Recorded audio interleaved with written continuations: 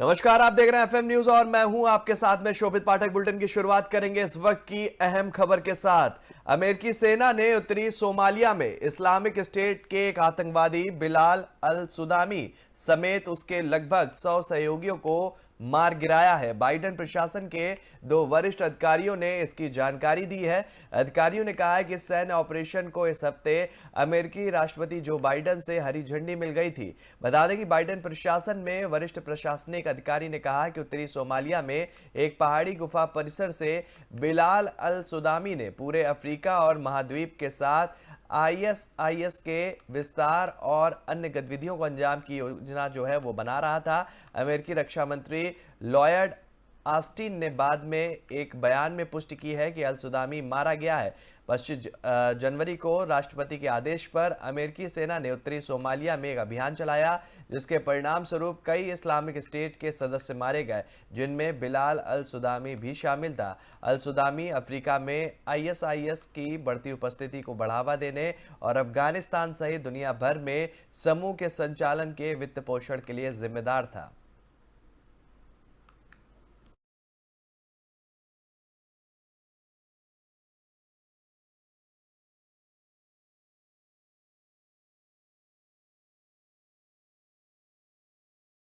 Namibia के बाद दक्षिण अफ्रीका से भी भारत चीते लाए जाएंगे और इसके लिए भारत ने दक्षिण अफ्रीका के साथ एक समझौते पर हस्ताक्षर किए हैं।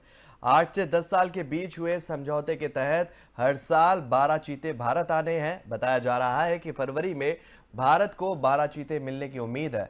भारत में आखिरी बार चीता 1948 में देखा गया था और इसी वर्ष कोरिया के राजा रामानुज सिंह देव ने 3 चीतों का शिकार किया था। इसके बाद भारत में चीतों को नहीं देखा गया था।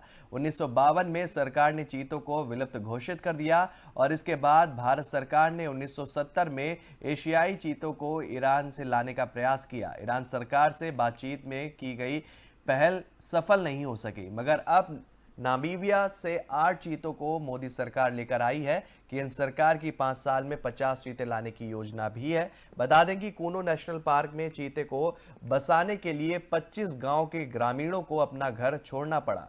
पिछले साल नवंबर 2022 में 8 चीते भारत गए थे और इनमें 5 मादा और 3 नर शामिल हैं। इनकी उम्र 4 से 6 साल है। यह अपनी तरह का पहला अनूठा मिशन है। बता दें कि नामीबिया से भारत लाए गए चीतों को प्रधानमंत्री मोदी ने कूनो नेशनल पार्क में बॉक्स खोलकर 3 चीतों को क्वारंटाइन बाड़े में छोड़ा था।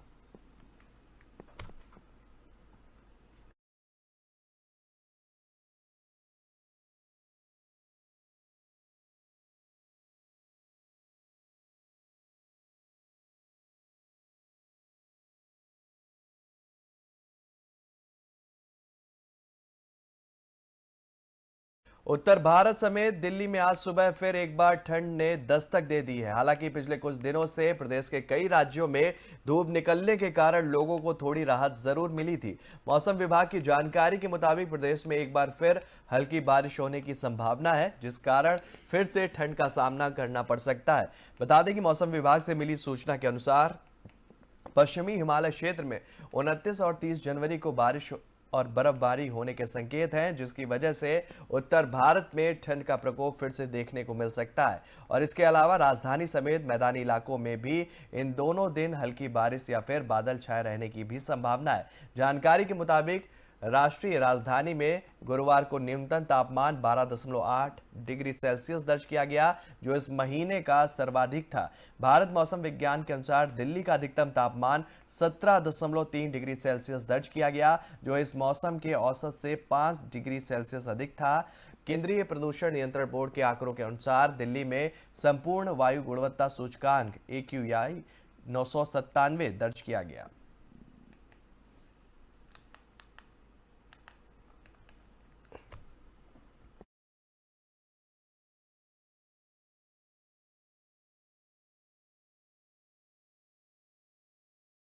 वहीं साल 2002 के गुजरात दंगों पर बनी BBC documentary India the Modi question पर विवाद नहीं थम रहा है। जेएनयू के बाद हैदराबाद विश्वविद्यालय परिसर में बीबीसी की विवादित डॉक्यूमेंट्री की स्क्रीनिंग की गई। वहीं इसके जवाब में एबीवीपी ने यूनिवर्सिटी कैंपस में कश्मीरी पंडितों पर बनी द कश्मीर फाइल फिल्म दिखाई। विवेक अग्निहोत्री द्वारा निर्देशित Bollywood film the Kashmir file कश्मीरियों की हत्याओं और पंडितों के पलायन को दिखाती है। बता दें कि केंद्र सरकार द्वारा documentary India the Modi question को दिखाए जाने पर सोशल मीडिया प्लेटफॉर्म पर रोक लगा दी गई है। गणतंत्र दिवस पर विश्वविद्यालय परिसर में वामपंथी दल स्टूडेंट्स फेडरेशन ऑफ इंडिया ने पीएम पर बनी विवादित डॉक्यूमेंट्री दिखाई और इस अवसर पर हैदराबाद विश्वविद्यालय के 400 से अधिक छात्र मौजूद रहे। सोशल मीडिया पर एसएफआई ने एक पोस्ट करते हुए छात्रों की एकता पर बधाई दी और एबीवीपी के हंगामे करने की कोशिशों को नाकाम कर दिया, जिसके बाद एबीवीपी ने भी द कश्मीर फाइल की स्क्रीनिंग की। ब्रिटिश ब्रॉडकास्टर बीबीसी ने इंडिया द मोदी क्वेश्चन शीर्षक से 2 पार्ट में एक नई सीरीज बनाई है और इसका पहला पार्ट मंगलवार को जारी किया गया है। इस सीरीज में पीएम मोदी की शुरुआती दौरों के राजनीतिक सफर पर बातें भी की गई हैं। वहीं राष्ट्रीय स्वयंसेवक संघ के साथ उनके जुड़ाव, भाजपा में बढ़ते कद और गुजरात के मुख्यमंत्री के रूप में उनकी नियुक्ति की चर्चा भी इसमें की गई है। बता दें कि मोदी के मुख्यमंत्री रहते गुजरात में हुए दंगों का भी इसमें जिक्र है और इस हिस्से में गुजरात दंगों में पीएम मोदी की कथित भूमिका की बात कही गई है और इसी को लेकर विवाद हो रहा है।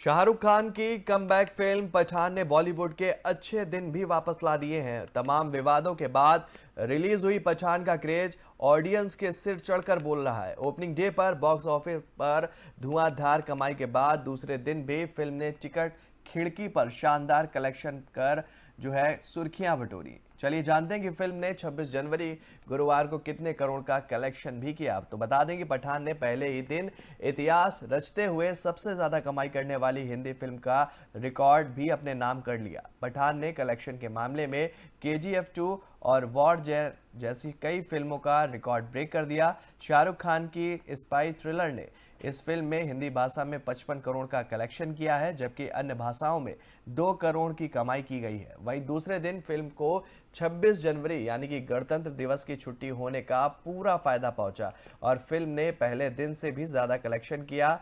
अर्ली ट्रेडर्स के मुताबिक पठान ने गुरुवार यानी कि रिलीज के दूसरे दिन बॉक्स ऑफिस पर 65,000 करोड़ रुपए की कमाई की और इसी के साथ फिल्म की कुल कमाई का आंकड़ा 2 ही दिनों में 100 करोड़ के पास हो गया, यानी कि फिल्म का कुल कलेक्शन 122 करोड़ रुपए पहुंच गया।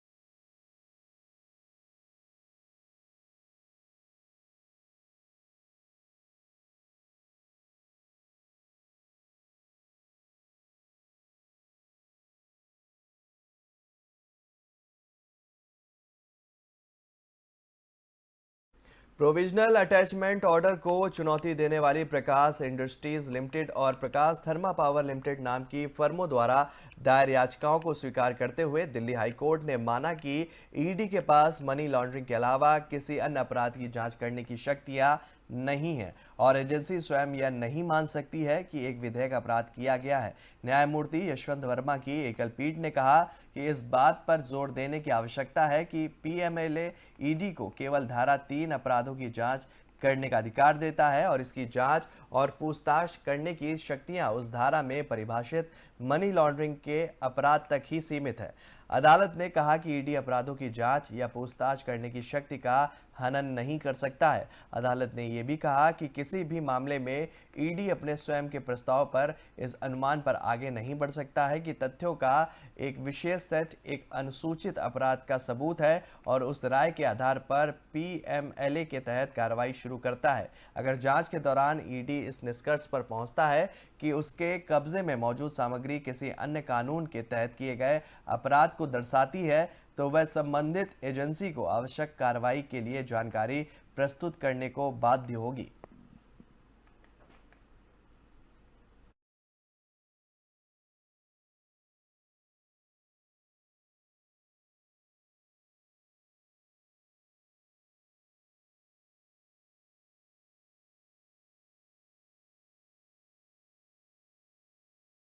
और बढ़ते हैं अगली खबर की तरफ। सिक्किम में राष्ट्रपति शासन लगाने की मांग की गई है। बता दें कि सिक्किम की मुख्य विपक्षी पार्टी सिक्किम डेमोक्रेटिक फ्रंट ने यह मांग की है और इस मांग को लेकर राज्यपाल को ज्ञापन सौंपा गया है। एसडीएफ ने आरोप लगाया है कि सिक्किम क्रांतिकारी मोर्चा की सरकार में राज्य में कानून व्यवस्था लगातार बिगड़ रही है। एसडीएफ के एक प्रतिनिधि मंडल ने बुधवार को राजभवन में राज्यपाल गंगा प्रसाद से मुलाकात भी की।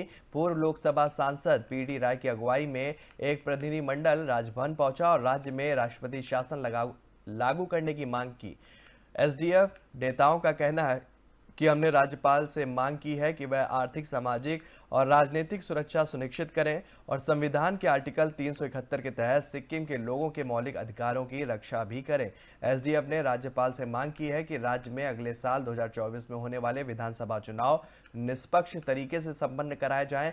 एसडीएफ ने सत्ताधारी एसकेएम पर हिंसा को बढ़ावा देने का भी आरोप लगाया और कहा कि हाल ही में उसके समर्थकों पर एसकेएम समर्थकों ने हमला किया और जिसमें 15 लोग घायल हुए थे। हालांकि एसकेएम ने इन आरोपों को खारिज कर दिया है और एसडीएफ पर हिंसा की संस्कृति को बढ़ावा देने का भी आरोप लगाया। एसकेएम ने कहा कि 25 साल सत्ता में रहने के दौरान एसडीएफ की संस्कृति रही है कि वह अपने विरोधियों को डराते थे।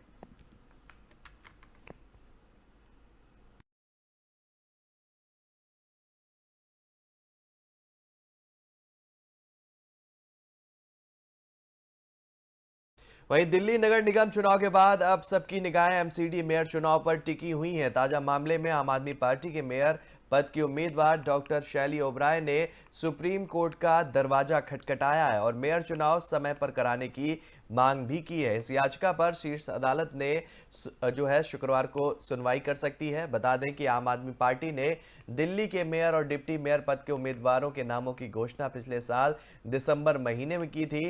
मंगलवार को पार्षदों के शपथ ग्रहण और महापौर व उप महापौर के चुनाव के लिए बुलाई गई दिल्ली नगर निगम सदन की बैठक फिर हंगामे की भेंट चढ़ गई। दूसरी बार निगम सदन की बैठक में महापौर का चुनाव नहीं हो पाया। हंगामे के कारण बैठक अगली तिथि तक के लिए स्थगित हो गई थी। इससे आक्रोशित आम आदमी पार्टी के पार्षदों ने देर शाम तक सदन में बैठकर इसका विरोध किया तो भाजपा पार्षदों ने सदन के बाहर आप पर हंगामा करने का आरोप लगाते हुए प्रदर्शन किया था।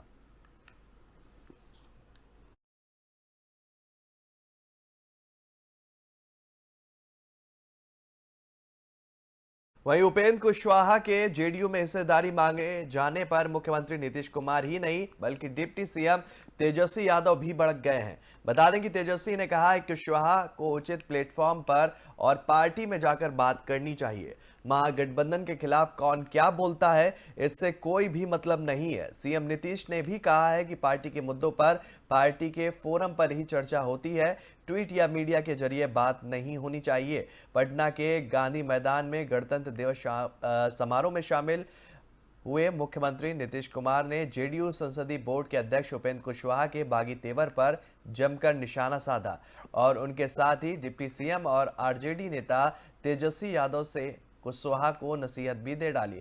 तेजस्वी ने कहा कि कुशवाहा को कोई दिक्कत है तो उन्हें पार्टी में जाकर अपनी बात रखनी चाहिए। हम लोगों ने देश से बीजेपी के शासन को हटाने के लिए महागठबंधन बनाया है और अब इसके बारे में कौन क्या बोलता है इसका कोई मतलब नहीं है। बता दें कि उपेंद्र कुशवाहा पिछले कई दिनों से जेडीयू नेतृत्व से नाराज चल रहे हैं और उनकी बीजेपी में जाने की अटकलें भी लगाई जा रही हैं। जब उनसे इस बारे में बात की गई तो उन्होंने आरोप लगाया कि जेडीयू के कई बड़े नेता बीजेपी के संपर्क में। हालांकि सीएम नीतीश ने इसे खारिज करते हुए फालतू बात करार दिया है और इसके बाद उपेंद्र कुशवाहा को एक ट्वीट ने बिहार के सियासी महकमे में भूचाल ला दिया। उन्होंने नीतीश कुमार से जेडीयू में हिस्सेदारी भी मांग ली है।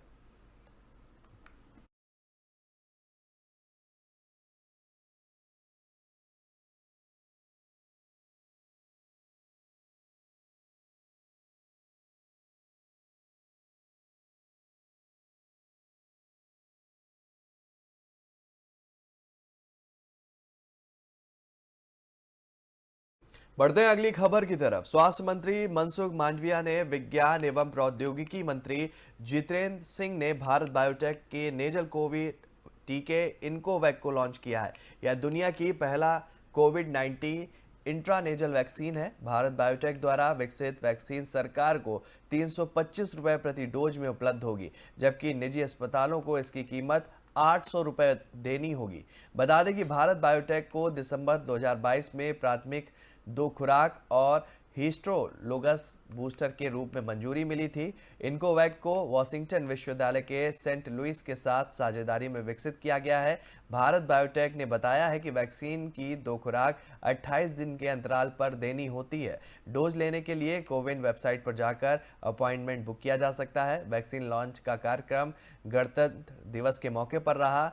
दिसंबर में भारत बायोटेक ने घोषणा की थी कि वह इंट्रानेजल वैक्सीन को सरकार द्वारा खरीद के लिए ₹325 प्रति शॉट और निजी टीकाकरण केंद्रों के लिए ₹800 प्रति शॉट के हिसाब से बेचेगी। भारत बायोटेक के नेजल वैक्सीन BBV 154 को नवंबर में drug controller journal of India की मंजूरी मिली थी।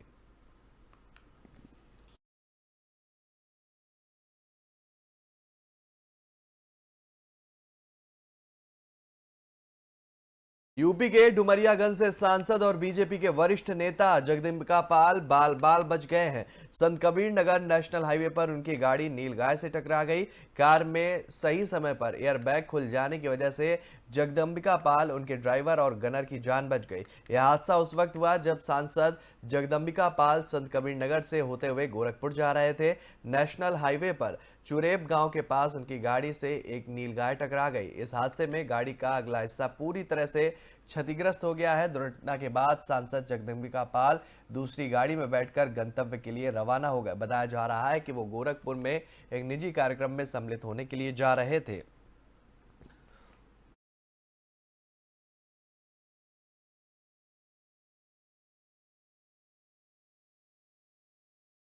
केंद्रीय बजट तैयार करने की प्रक्रिया के अंतिम चरण को दिखाने वाली पारंपरिक हलवा सेरेमनी आज वित्त मंत्री निर्मला सीतारमण की उपस्थिति में आयोजित की गई और इस दौरान वित्त मंत्रालय के सीनियर अधिकारियों के साथ बजट प्रेस के सदस्य भी मौजूद रहे।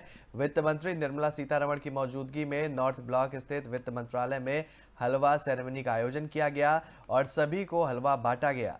वित्त मंत्री निर्मला सीतारमण ने पारंपरिक हलवा सेरेमनी को पूरा किया और उनके साथ हलवा सेरेमनी के मौके पर वित्त राज्य मंत्री डॉक्टर भगवत किशन राव कराट के साथ साथ वित्त मंत्रालय के सीनियर ऑफिसर भी शामिल रहे।